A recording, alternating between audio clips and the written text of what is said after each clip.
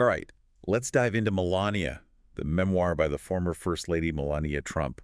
We're taking you all the way from her small town beginnings in Slovenia to the global spotlight. Talk about a journey, right? It really is. Yeah. What I find so interesting about this book is how she combines her personal story with this really unique perspective on history. It's not just like a dry timeline. You get to see her strength and the values that shaped her worldview. Totally.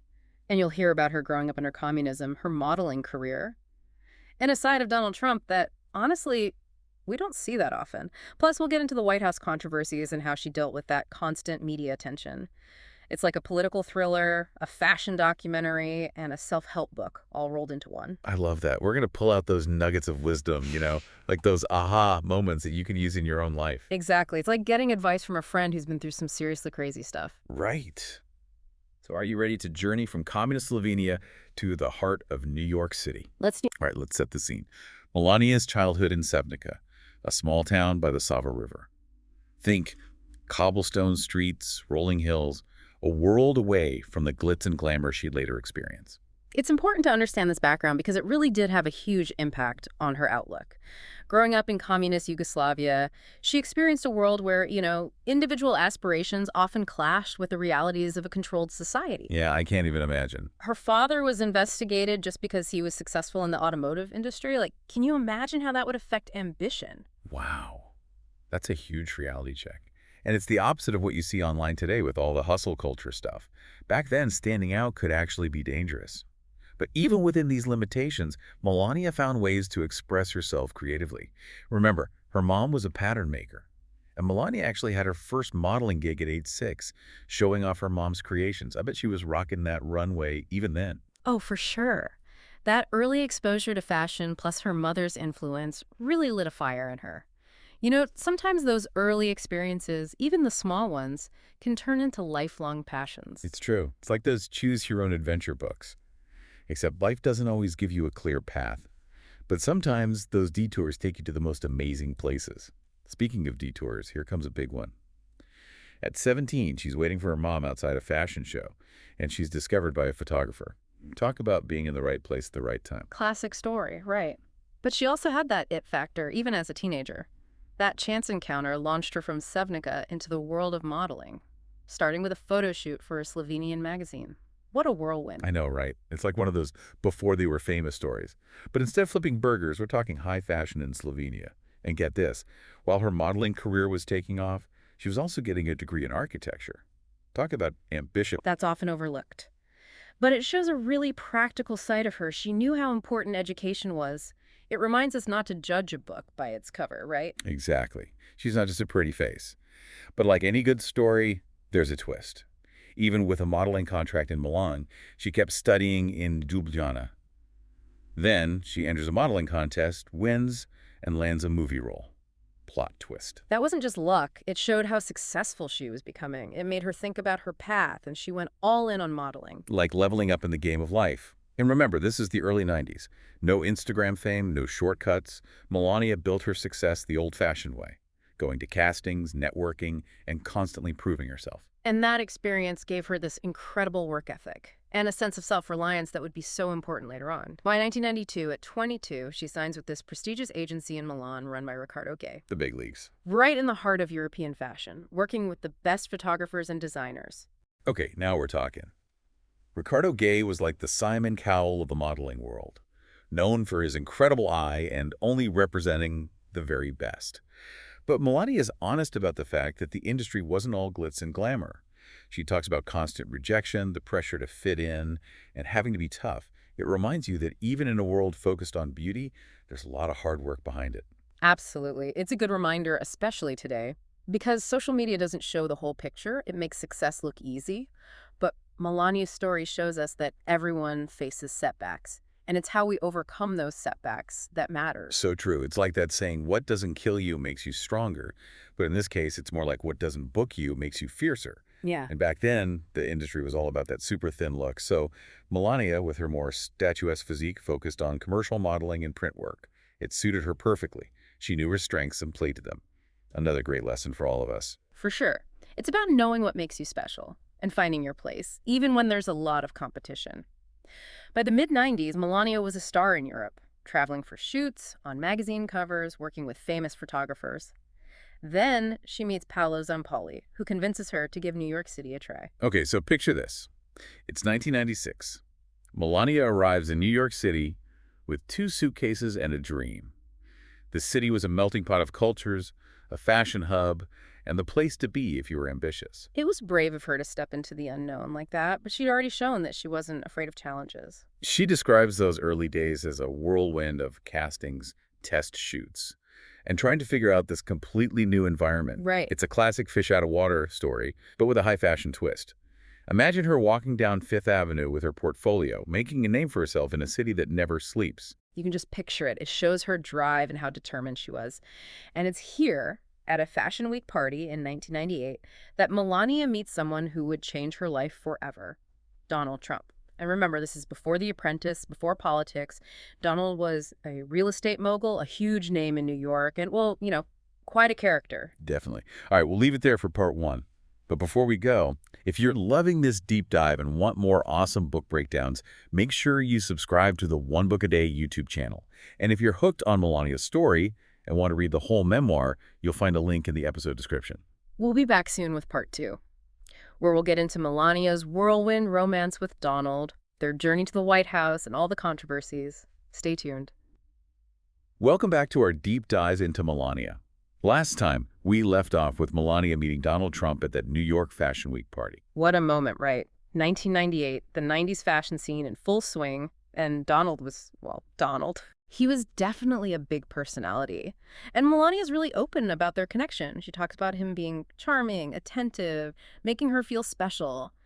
Not the brash persona we often see in the media. Like a rom-com meet-cute, but with supermodels and champagne. Totally. But she also knows people were skeptical.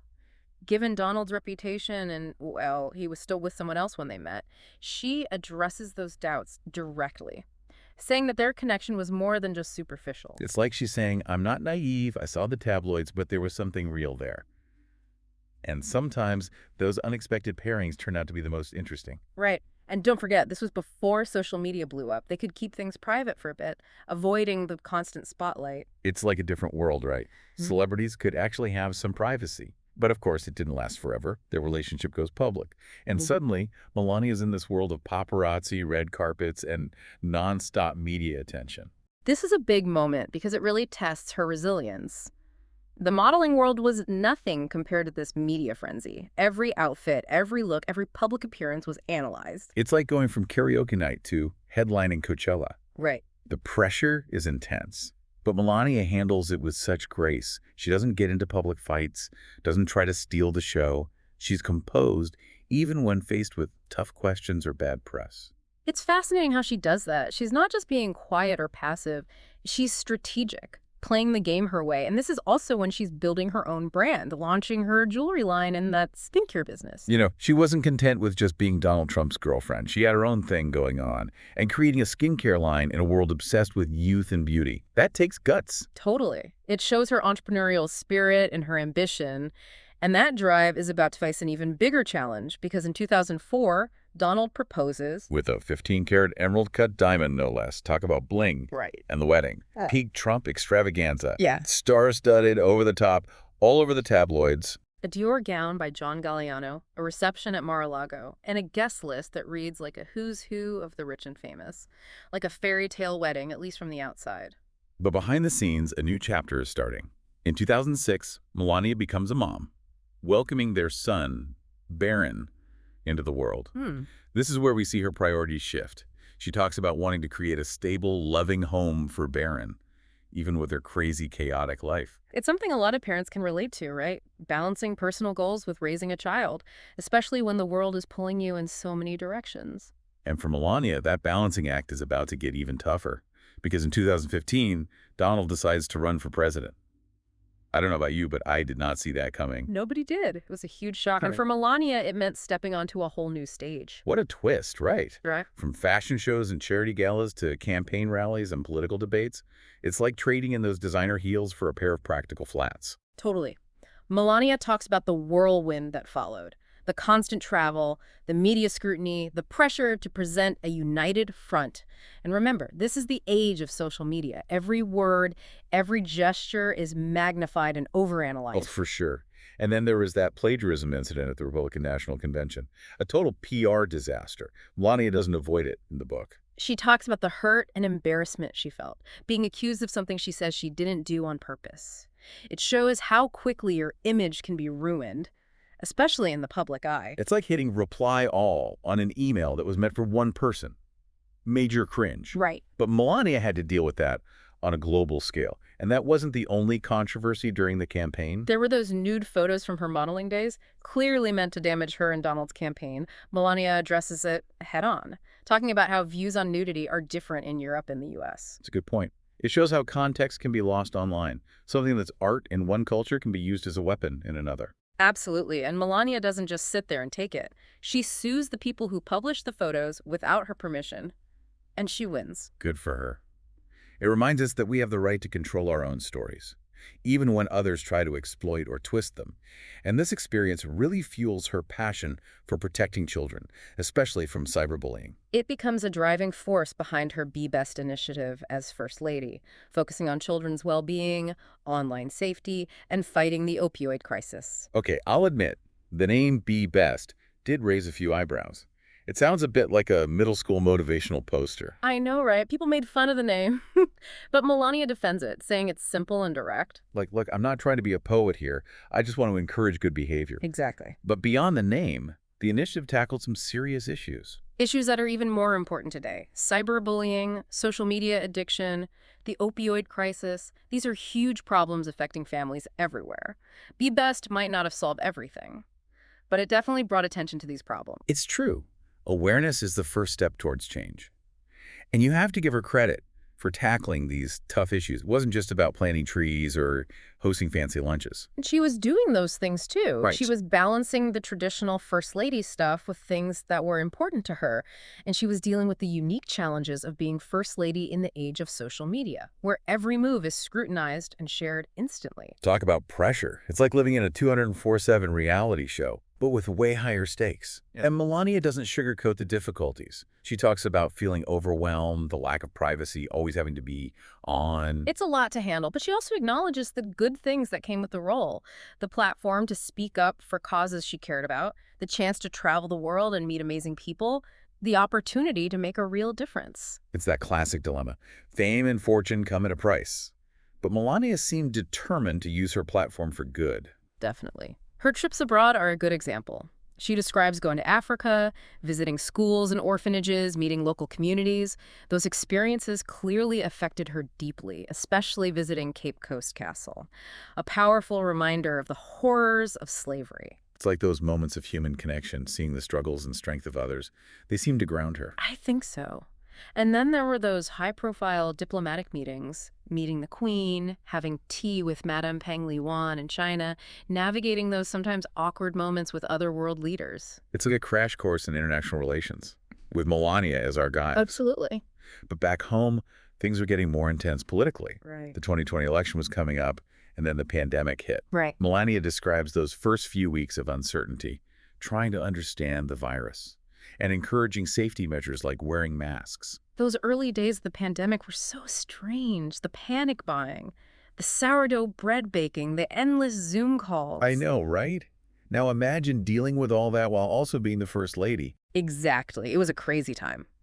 And Melania focused on public health and safety, but the political climate was already so divisive, the pandemic just made it worse. It's like trying to have a rational conversation on Twitter. Good luck with that.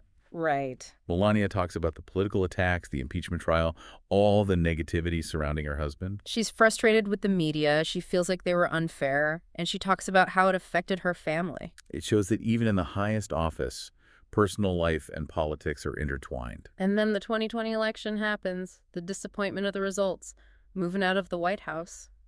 Melania describes the emotional roller coaster of that time, packing up, saying goodbye, not knowing what's next. It's a good reminder that even the most powerful positions don't last forever. Life goes on. But this is where Melania's story takes an unexpected turn. She doesn't just disappear. She speaks out against cancel culture, talks about being deplatformed, And she makes a bold statement about individual freedom and women's rights. Welcome back to our deep dive into Melania. We're wrapping up our exploration of Melania Trump's memoir. What a journey it's been, from communist Slovenia to the White House and beyond. It really has. This final part of your story is really interesting. I agree. We see Melania coming into her own, no longer the First Lady.